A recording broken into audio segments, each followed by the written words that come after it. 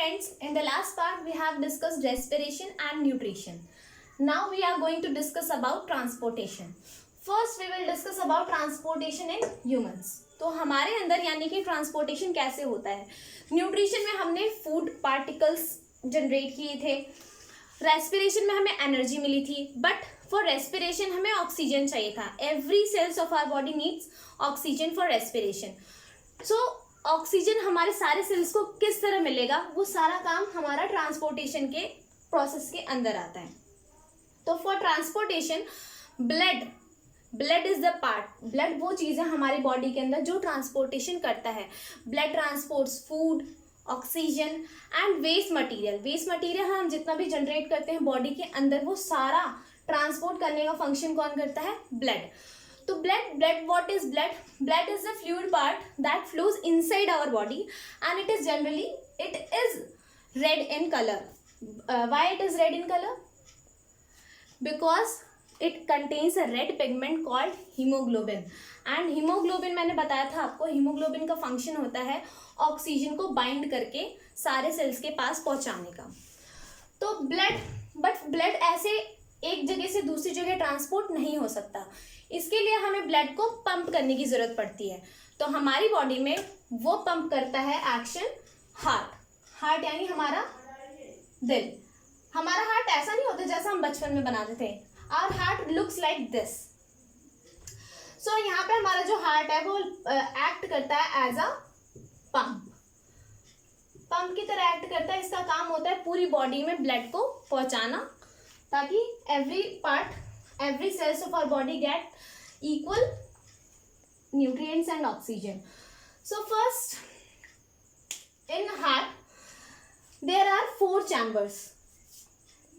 There are four chambers: left atrium, left ventricle, right atrium, right ventricles, and they are separated by septum. Left side is separated from right side by a septum. Our heart is generally a size of our left fist. हमारी left fist का size जो होता है same इतना ही size हमारे heart का भी होता है. तो हार्ट हमारा फंक्शन करता है एज अ पंप. तो जितना भी हमारे हार्ट में ब्लड आता है और हमारा हार्ट जो होता है उसे पंप करके बाकी सारे बॉडी पार्ट्स में उसे पहुंचाता है. तो हम यहाँ पे हार्ट को देख रहे थे. तो हार्ट जो होता है वो हमारा कार्डियक मसल्स का बना होता है. As we have learned in class 9th, cardiac muscles, सारे मसल्स के बारे में हमने 9th क्लास में पढ़ा है. कार्डियक मसल्स जो होते हैं वो कॉन्ट्रैक्ट करते हैं, जिससे ब्लड जो होता है वो एक चैम्बर से दूसरे चैम्बर में आता है. वैसे ज़्यादातर लोगों को ये लगता है कि हार्ट का काम होता है प्यूरिफाई करना ब्लड को. But purification of blood is not the function of heart, it is the function of lungs जो होता है वो हमारे ब्लड को प्यूरिफाई करता है. यानी ऑक्सीजनेटेड ब्लड को डीऑक्सीजनेटेड ब्लड को ऑक्सीजनेटेड ब्लड बनाता है. यानी कि blood that is containing oxygen और deoxygenated blood means a blood that is containing carbon dioxide. तो प्योरिफिकेशन का काम हमारे लंग्स का होता है. हमारे हार्ट का काम होता है just pumping of the blood. So there are 4 chambers and some valves present होते हैं जो बैक फ्लो ऑफ ब्लड को प्रिवेंट करते हैं. इन्हें हम बाइकस्पिड और ट्राइकस्पिड वॉल्व कहते हैं. जैसे राइट एट्रियम से ब्लड आता है राइट वेंट्रिकल में, सेम लेफ्ट एट्रियम से ब्लड आता है लेफ्ट वेंट्रिकल में. To prevent the back flow of blood from left ventricle to atrium, ये वॉल्व्स प्रेजेंट होते हैं जो प्रिवेंट करते हैं. सेम इसी तरह इंटरमिक्सिंग ऑफ ब्लड को प्रिवेंट करने के लिए वेंट्रिकल और एट्रियम के बीच में भी राइट साइड और लेफ्ट साइड के बीच में सेप्टम प्रेजेंट होता है. So this is our heart. अभी दोबारा से हम हार्ट पे आएंगे. Next is our blood vessels. तो ब्लड वेसल्स में क्या होता है? This is our heart. तो जो भी हमारा ब्लड फ्लो करता है, blood is always flows in blood vessels. तो वो ब्लड वेसल्स होते हैं, एक टाइप का ब्लड वेसल्स होता है जो ब्लड को लेकर हार्ट के अंदर आता है. यानी कि बाकी बॉडी पार्ट्स में से ब्लड हार्ट में लेके आता है, वो उस ब्लड वेसल्स को हम कहते हैं veins. And the another one is arteries. Arteries जो होते हैं वो ब्लड को दूर लेकर जाते हैं हार्ट से. यानी ऑल बॉडी पार्ट्स में लेके जाने का फंक्शन किसका होता है? आर्टरीज का. जनरली जो आर्टरीज होती हैं वो हमारी थिक वॉल्व्स की होती हैं, थिक वॉल्स होती है। उसकी क्यों होती है? क्योंकि हार्ट से जब ब्लड पंप होता है तो उसका प्रेशर बहुत ज़्यादा होता है, तो वॉल्स को प्रिवेंट करने के लिए फ्रॉम रप्चरिंग, जो उसकी वॉल्स होते हैं यानी उनकी जो वॉल्स होती है वो थिक होती है, वाइल वेन्स की जो वॉल्स होती हैं वो थिन होती हैं क्योंकि उनमें ज़्यादा प्रेशर नहीं होता। सेकेंड इज वेन्स में वॉल्व्स प्रेजेंट होते हैं, वॉल्व्स प्रेजेंट होते हैं, वो उसको ब्लड के बैक फ्लो को प्रिवेंट करते हैं, क्योंकि वेन्स का काम है ब्लड को हार्ट के पास लेकर आना। अगर नीचे से ब्लड ऊपर आ रहा है तो अगेंस्ट द ग्रेविटी आ रहा है, तो अगेंस्ट द ग्रेविटी में चांसेस हैं कि ब्लड का बैक फ्लो हो सकता है। So to prevent back flow of blood, valves are present in veins. अब ये जो आर्टरीज हैं ये फर्दर डिवाइड होती हैं, इसकी फर्दर बहुत सारी ब्रांचेस हो जाती हैं जो बाकी बॉडी पार्ट्स में जाती हैं, बट और फिर ये आगे सेल्स के पास जाती है, और सेल्स के पास जाने के बाद ये थिन ट्यूब्स में कन्वर्ट हो जाती हैं, थिन ट्यूब्स में। सिमिलर वे में यहाँ पे सेल्स है, ये यहाँ पे थिन ट्यूब्स में कन्वर्ट हो जाती है और यहाँ से मर्ज आउट होती है, और फिर ये जाके फर्दर वेन्स में कन्वर्ट होती है, वेन्स की ब्रांचेस में, और फाइनली ये आके जो हमारी लार्जेस्ट वेन होती है उससे मर्ज हो जाती है। तो these thin tubes are called as capillaries, इन्हें हम कैपिलरीज कहते हैं। ये कनेक्शन है बिटवीन आर्टरीज की ब्रांचेस एंड वेन्स की ब्रांचेस में सेल्स के पास। तो सेल्स के पास हमारे आर्टरीज की जो ब्रांचेस होती है वो थिन ट्यूब्स में कन्वर्ट हो जाती हैं और फिर वो सेल्स से बाहर मर्ज आउट होती हैं and finally comes into veins. This thin tubes are known as capillaries. तो ये हमारे ब्लड वेसल्स हैं। मैंने आपको इसमें ये नहीं बताया कि वेन्स का काम ऑक्सीजनेटेड ब्लड ले जाना होता है या आर्टरीज का काम ऑक्सीजनेटेड ब्लड ले जाना होता है, क्योंकि अभी हम इसको डिफ्रेंशिएट नहीं कर सकते। बस वेन्स और आर्टरीज का मतलब है वेन्स ब्लड लेकर हार्ट के पास आती है और आर्टरीज जो होते हैं वो ब्लड हार्ट से अवे लेकर जाते हैं। So this is our blood vessels. Next is our double circulation. Double circulation क्या होता है? तो in double circulation what happens, this is our heart. Heart से ब्लड बाकी बॉडी पार्ट से हमारा वेन्स के थ्रू ब्लड आता है हार्ट में। हमारे बॉडी पार्ट्स यानी जो भी सेल्स वगैरह हैं उनसे हमारे जो वेन्स होता है, वेन्स जो होती है वो ब्लड लेकर आती है हार्ट के पास। फिर यहाँ से हार्ट जो होता है वो ब्लड पंप करता है लंग्स के पास, क्योंकि जो वेन्स लेकर आ रही है बॉडी पार्ट से, उसके अंदर हमारा डीऑक्सीजनेटेड ब्लड है। डीऑक्सीजनेटेड ब्लड मीन्स जिसके अंदर कार्बन डाइऑक्साइड है। तो वो ब्लड लेके हार्ट के पास आया, हार्ट पंप करके उस ब्लड को भेजता है हमारे लंग्स के पास। लंग्स का फंक्शन मैंने आपको पहले बताया, लंग्स का काम है प्योरिफिकेशन। तो जो भी डीऑक्सीजनेटेड ब्लड था वो लंग्स के पास जाके ऑक्सीजनेटेड ब्लड में कन्वर्ट हो जाता है। फिर वहां से दूसरी वेसल्स हार्ट के पास ऑक्सीजनेटेड ब्लड लेकर आती है। तो दूसरी जो वेसल्स हैं वो लेकर आएंगी हार्ट के पास। फिर हार्ट जो होगा वो ऑक्सीजनेटेड ब्लड वापस से पंप करेगा बॉडी पार्ट्स के अंदर, क्योंकि सारे बॉडी पार्ट्स को ऑक्सीजन चाहिए फॉर देयर रेस्पिरेशन। सो यहाँ पे ये जो है ये काम करता है हमारे आर्टरीज। अब डबल सर्कुलेशन क्यों कहा है? क्योंकि एक बार हार्ट सर्कुलेट कर रहा है ब्लड को लंग्स के साथ और एक बार हार्ट सर्कुलेट कर रहा है सारे बॉडी पार्ट्स के साथ। तो यहाँ पे 2 बार सर्कुलेशन हो रही है, इसीलिए हम इसे कहते हैं डबल सर्कुलेशन। जो हार्ट और लंग्स के बीच में सर्कुलेशन होती है उसे हम कहते हैं पल्मोनिक सर्कुलेशन। पल्मोनिक इसलिए है क्योंकि पल्मोनरी मतलब लंग्स होता है, तो लंग्स के साथ हो रहा है तो पल्मोनिक सर्कुलेशन, एंड हार्ट और बॉडी पार्ट्स के अंदर हो रहा है यानी हमारे system of the whole body के साथ हो रहा है, इसीलिए सेकेंड वाली सर्कुलेशन को कहते हैं सिस्टमिक सर्कुलेशन।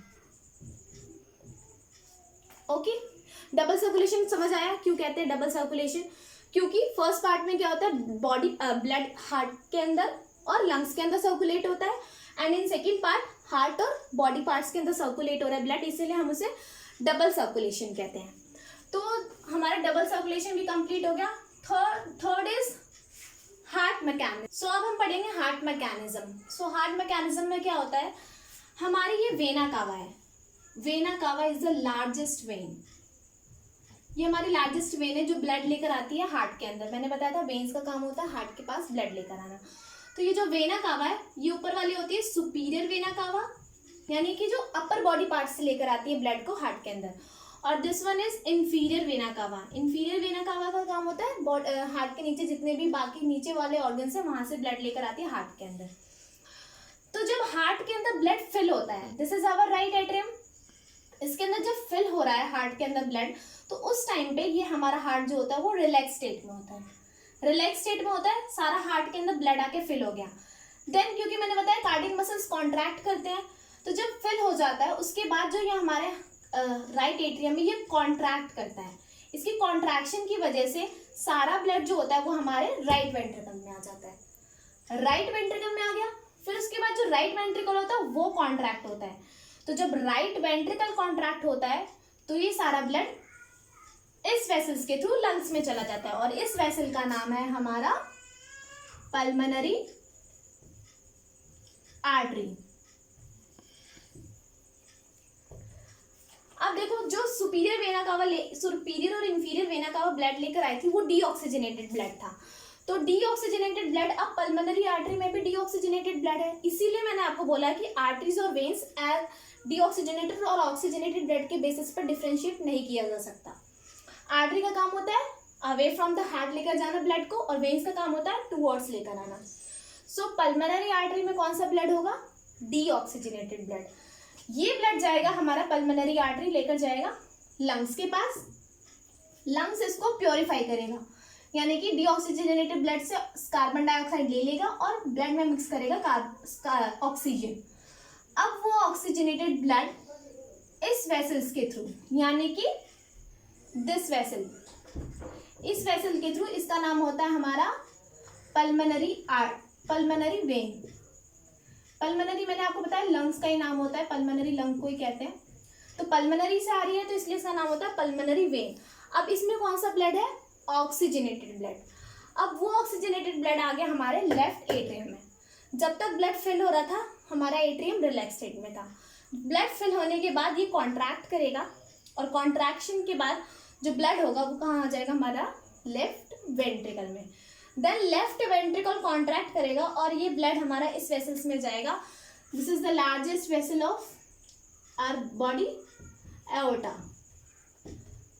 ये एओर्टा जो है आर्टरी ही है ये भी एक, ये फर्दर जाएगा और बॉडी पार्ट्स में सब डिविजन्स हो जाएंगे आर्टरीज की, और सारे बॉडी पार्ट्स में ब्लड आ जाएगा एओर्टा के थ्रू। फिर एओर्टा में चला गया, एओर्टा बॉडी पार्ट्स में लेके जाएगा, फिर वापस वेन्स के थ्रू सुपीरियर और इंफीरियर वेना कावा के थ्रू फिर से ब्लड आएगा, and this mechanism repeats on.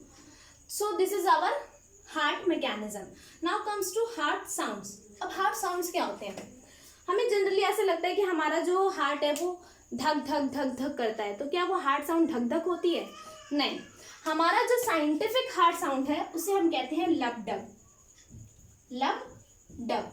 और ये कब होता है? जब हमारा हार्ट कॉन्ट्रैक्ट और रिलैक्स करता है, तो यहाँ पे बहुत सारी वॉल्व्स प्रेजेंट होती हैं। मैंने आपको बताया था इन वॉल्व्स का फंक्शन क्या होता है?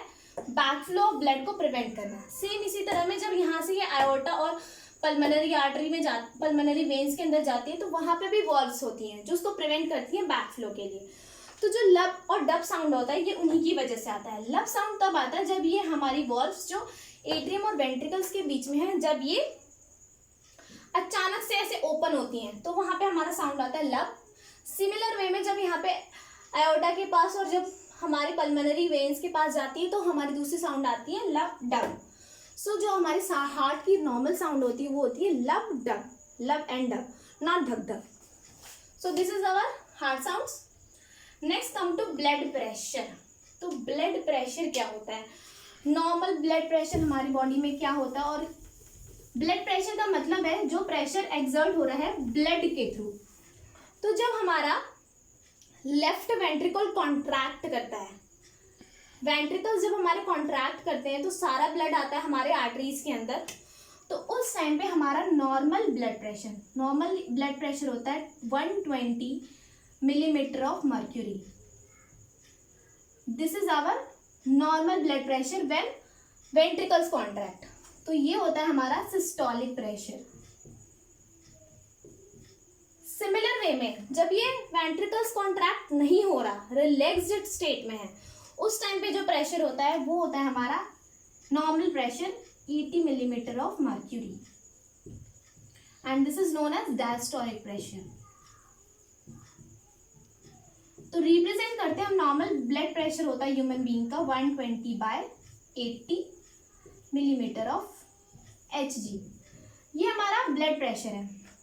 एंड जो ब्लड प्रेशर के लिए वो एक डिवाइस होता है, आप सबने देखा होगा, यहाँ पे हम उसे फोल्ड करते हैं, फिर ऐसे यहाँ पे एक पंप लाइक स्ट्रक्चर होता है जिससे हम ऐसे पुश करते हैं, तो वो उस डिवाइस का नाम होता है sphygmomanometer. Manometer is a device which is used to measure blood pressure of our human body. Sphygmomanometer. This is a normal blood pressure of a human body. अब किसी भी कंडीशन की वजह से ये जो लेवल्स होते हैं ये इंक्रीज हो जाते हैं तो हमारा ब्लड प्रेशर हाई हो जाता है, जैसे हाई ब्लड प्रेशर कहते हैं। तो ये दोनों जो वैल्यूज हैं वो इंक्रीज हो जाती हैं। और कई केसेस ऐसे होते हैं जिसमें हमारा ब्लड प्रेशर कम हो जाता है, उस केसेस में ये क्या होते हैं, ये जो वैल्यूज होती है वो डिक्रीज हो जाती हैं। So ये this is our blood pressure. There is another fluid which helps in transportation which is known as lymph. एक मैंने आपको blood बताया, blood हमारा मेजर ट्रांसपोर्टेशन का फंक्शन blood का होता है। Next one is lymph. lymph क्या होता है? lymph is also a fluid. जो हमारी कैपिलरीज थी, मैंने आपको बताया था, कैपिलरीज के अंदर से बहुत सारे सेल्स और कुछ प्रोटीन्स जो होते हैं वो वहाँ से लीक आउट होते हैं। और आप सबको पता होना चाहिए कि हमारा जो सेल्स हैं, सेल्स के बीच में कुछ स्पेस होता है जिसे हम कहते हैं इंटरसेल्यूलर स्पेस। दो सेल्स के बीच का जो स्पेस होता है उसे कहते हैं इंटरसेल्यूलर स्पेस। तो जितना भी फ्लूइड जो था लीक आउट होता है कैपिलरी से, वो आके हमारे इंटरसेल्यूलर स्पेस में एक्यूमुलेट हो जाता है। तो लिम्फ, उस फ्लूइड को हम कहते हैं लिम्फ। लिम्फ क्या करते हैं? लिम्फ जाके ड्रेन हो जाते हैं लिम्फेटिक कैपिलरीज में, और फिर वो जो लिम्फेटिक कैपिलरीज होती है वो फॉर्म करती है हमारी लिम्फ वेसल्स, एंड फाइनली जो लिम्फ वेसल्स होते हैं वो डायरेक्टली जाके हमारा ड्रेन हो जाते हैं वेन्स में। यानी इनका मेन फंक्शन क्या है? ये भी हमारे बॉडी का जितना भी वेस्ट प्रोडक्ट होता है उन सबको ले जाके ड्रेन कर देते हैं हमारे डायरेक्टली हार्ट के अंदर। और इसका एक और फंक्शन होता है, ये जो लिम्फ होता है ये हमारा डाइजेस्टेड जो फैट होता है उसको एब्जॉर्ब करने में हेल्प करते हैं। तो this is our all transportation in humans. अब हमने ट्रांसपोर्टेशन इन एनिमल्स यानी ह्यूमंस में देखा, अब हम देखेंगे ट्रांसपोर्टेशन इन प्लांट्स। तो प्लांट्स में ट्रांसपोर्ट होता है दो चीजें। फर्स्ट होता है हमारा water and mineral transportation, and the second is food का ट्रांसपोर्टेशन। फूड ट्रांसपोर्ट होता है हमारा जहाँ पे प्रोड्यूस है, यानी कि जो ग्रीन प्लांट्स है वहाँ पे हमारा फूड प्रोड्यूस होता है, from there to non green plants जहाँ पे फूड का प्रोडक्शन नहीं हो रहा है। तो दो चीज़ों का ट्रांसपोर्ट होता है, वाटर एंड मिनरल्स का एंड फूड का ट्रांसपोर्ट होता है। और आपको पता होना चाहिए कि इन वाटर एंड मिनरल्स का ट्रांसपोर्ट किस वेसल से होता है? यस, जाइलम से। एंड फूड का ट्रांसपोर्ट होता है थ्रू फ्लोएम वेसल्स। आपने बचपन, अब पहले हम पढ़ेंगे वाटर एंड मिनरल्स का ट्रांसपोर्ट किस तरह से होता है, mechanism of transport of water and minerals. तो सबसे पहले आपको पता होना चाहिए कि जाइलम में हमेशा जो ट्रांसपोर्ट होता है वो यूनिडायरेक्शनल होता है, यानी फ्रॉम रूट से अपर पार्ट्स ऑफ द बॉडी में ट्रांसपोर्ट होता है हमारा water and minerals. So it is only unidirectional. Unidirectional मतलब एक ही डायरेक्शन में होता है। वाइल इन फूड ट्रांसपोर्ट किस तरह से होता है? फूड ट्रांसपोर्ट में क्या होता है, जो भी हमारे ग्रीन पार्ट्स हैं वहाँ पे हमारा फूड प्रोड्यूस हो रहा है, वहाँ से जितने भी नॉन ग्रीन प्लांट्स हैं, नॉन ग्रीन पार्ट्स है जो भी, उधर से वो कहीं पे भी हो सकता है हमारा, इधर भी हो सकता है, इधर भी हो सकता है। तो हमारा जो नॉन ग्रीन पार्ट्स है, ग्रीन पार्ट से हमारा फूड ट्रांसपोर्ट उस साइड होता है। तो it is by directional. By directional यानी कि दोनों डायरेक्शनल में होता है। तो जाइलम में ओनली यूनिडायरेक्शनल होता है, जबकि हमारे फ्लोएम में बाई डायरेक्शनल भी होता है। सो हम डिस्कस करेंगे वाटर एंड मिनरल्स का ट्रांसपोर्ट मैकेनिज्म क्या है। तो वाटर एंड मिनरल्स जो ट्रांसपोर्ट होते हैं वो दो मैकेनिज्म के थ्रू ट्रांसपोर्ट होते हैं। First one is transpiration. So what is transpiration? Transpiration is the water loss by plants in the form of vapors. Transpiration, and the second one is root pressure. Root pressure के through हमारा अब देखते हैं हम transpiration में कैसे होता है। तो ट्रांसपिरेशन में क्या होता है, ये हमारा प्लांट है, दिस इज आवर प्लांट, ये हमारे रूट्स है नीचे। तो अगर हम एक ये हमारा लीफ सरफेस है, यहाँ से हमारा वाटर ट्रांसपिरेट होगा यानी वाटर लॉस होगा। तो अगर हम एक सेल के थ्रू देखा जाए तो दिस इज आवर सेल। इतने बड़े सेल्स नहीं होते बट मैंने आपको समझाने के लिए बड़ा बनाया है। ये हमारे सेल्स हैं। तो जब यहाँ से सारे सेल्स के पास वाटर है, तो जब यहाँ से वाटर ट्रांसपेरेट हो जाएगा तो यहाँ पे एक सक्शन क्रिएट होगा। यहाँ वाली जो जगह होगी, वाटर जो वेपर यहाँ था, वाटर का कंसंट्रेशन वो यहाँ पे कम हो गया है। तो जो एडजेसेंट सेल का वाटर वेपर है वो शिफ्ट हो जाएगा इस वाले में। जैसे ये इधर शिफ्ट होगा, सेम इसी वे में यहाँ पे भी स्पेस क्रिएट हो जाएगा, वैकेंसी आ जाएगी यहाँ पे। तो सिमिलर वे में इसका एडजेसेंट सेल से ट्रांसपोर्ट हो जाएगा इधर। इसी तरह नेक्स्ट वन, इसी तरह नेक्स्ट वन। और सारा ये जो वाटर है ये कहाँ से आ रहा है, हमारे रूट से आ रहा है। तो जैसे एक वाटर वेपर यहाँ से ट्रांसपिरेट होगा, नेक्स्ट एडजेसेंट सेल से वो वाटर वेकेट जहाँ पे वैकेंसी क्रिएट होती है उसको फिल करने के लिए एडजेसेंट सेल से वहाँ पे आ जाएगा। इसी तरह ये चेंज चलती रहेगी और हर एक पार्ट ऑफ द प्लांट में जितने भी सेल्स हैं वहाँ सब में जो सेट ऑफ सेल्स है उसमें ऐसे ही चेंज चलती रहती है, जिसकी वजह से हमारा जो वाटर होता है वो रूट से एब्जॉर्ब होके पार्ट्स ऑफ प्लांट में आ जाता है। तो this is our first process, transpiration. Next one is root pressure. Root pressure क्या होता है, ये हमारा कोई भी रूट है, रूट सिस्टम हमारा है, ये हमारे रूट हेयर्स है। रूट हेयर्स का काम होता है एब्जॉर्प्शन ऑफ वाटर। तो सबसे पहले क्या होता है, जो हमारा रूट होता है वो यहाँ पे हमें पता है सॉइल है चारों तरफ। सॉइल्स के पास मिनरल्स हैं, नाइट्रोजन, फॉस्फोरस, लाइक बहुत सारे मिनरल्स हैं, उनके आयंस हैं। तो सॉइल ये जो रूट होता है वो क्या करता है, अपनी एटीपी खर्च करता है, यानी एटीपी का यूज करके जितने भी आयंस होते हैं उसको रूट के अंदर एब्जॉर्ब कर लेता है। तो क्या किया इसने, एटीपी खर्च की रूट ने और आयंस को अपने अंदर एब्जॉर्ब कर लिया। अब यहाँ पे आयंस आ गए, यानी यहाँ पे सोल्यूट का कंसंट्रेशन जो है वो बढ़ गया। सोल्यूट अगर इंक्रीज हो गया यानी कि वाटर की कंसंट्रेशन यहाँ पे क्या हो गई है, कम हो गई है। तो यहाँ वाटर की कंसंट्रेशन कम है बट सराउंडिंग में वाटर की कंसंट्रेशन ज़्यादा है। तो मैंने आपको पहले भी बताया है, डिफ्यूजन यानी कि प्रोसेस क्या होता है इसमें, क्योंकि यहाँ पे वाटर आएगा तो इसीलिए इस प्रोसेस का नाम है ऑस्मोसिस। तो ऑस्मोसिस के थ्रू क्या होगा, वाटर जो होगा वो बाहर से सराउंडिंग से रूट के अंदर आ जाएगा।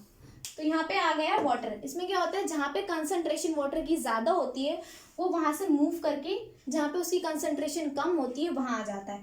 तो अब क्या होगा, क्योंकि यहाँ पे आयंस यानी सोल्यूट की कंसंट्रेशन ज़्यादा थी और वाटर की कम थी, तो वाटर जो था वो सराउंडिंग से आके हमारे रूट के अंदर आ गया। अब हमारे रूट के पास इनफ वाटर है।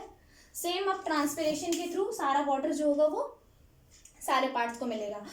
तो these are two processes through which transport of water and minerals takes place.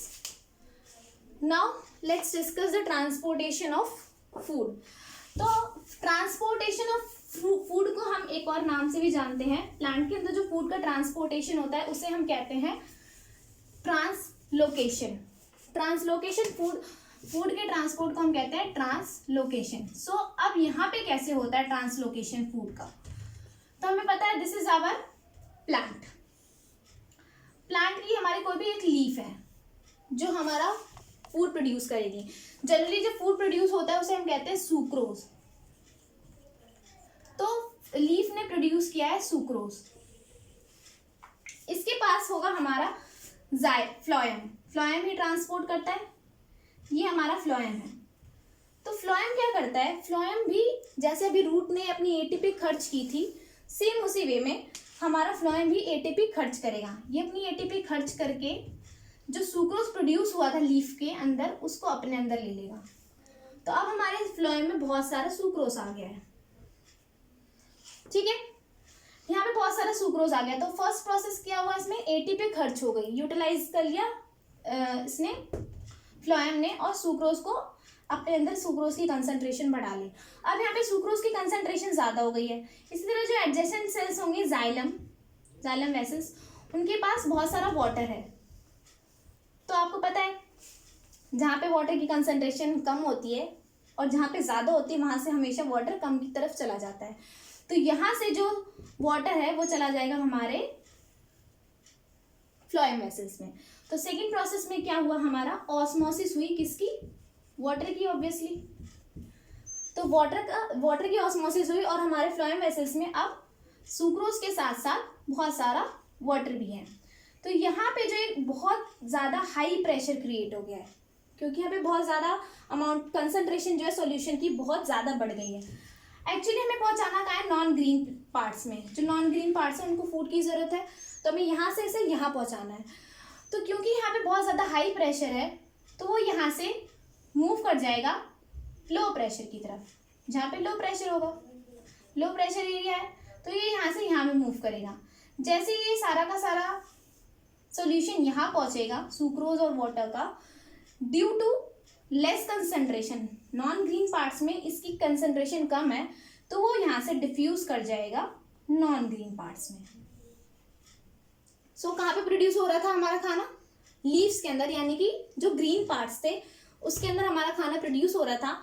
वहाँ से फ्लोएम टिश्यूज के थ्रू हमारा खाना कहाँ पहुँच जाता है, नॉन ग्रीन पार्ट्स के पास। तो this is the transportation of food. तो हमने क्या पढ़ा अभी, transportation in plants, water and mineral transportation and food transportation. Water and mineral transportation के दो प्रोसेस थे, transpiration and root pressure. Transpiration में क्या होता है, लीफ सरफेस से धीरे धीरे हमारा जो वाटर होता है वो रिमूव होते रहता है और वहाँ पे एक टेंशन क्रिएट हो जाती है पूरे सेट ऑफ सेल्स में और सारा वाटर सारे पार्ट्स को मिलता है। रूट प्रेशर में क्या था, हमने एटीपी खर्च की, आयंस अपने अंदर एब्जॉर्ब किए, जिसकी वजह से वाटर कंसंट्रेशन कम हो गई, तो वहाँ से वाटर अंदर आ जाता है, एंडोस्मोसिस हो जाता है वाटर का। नेक्स्ट हमने फूड ट्रांसपोर्ट पढ़ा, जिसे हम ट्रांसलोकेशन कहते हैं। इसमें भी क्या होता है, जो हमारे फ्लोएम टिश्यू होते हैं वो एटीपी खर्च करते हैं और नॉन ग्रीन पार्ट से सुक्रोज अंदर ले लेते हैं, जिसकी वजह से जो एडजेसेंट जाइलम वेसल्स थे वहाँ से वाटर का ऑस्मोसिस हो जाता है फ्लोएम टिश्यूज में, जिसकी वजह से वहाँ पे प्रेशर बढ़ जाता है, वो लो प्रेशर की तरफ मूव करता है एंड फाइनली डिफ्यूजन प्रोसेस के थ्रू नॉन ग्रीन पार्ट्स में फूड का ट्रांसपोर्टेशन हो जाता है। So guys, this is the third process, transportation. In further classes we will discuss about the last portion of this life processes chapter, that is excretion. Thank you so much.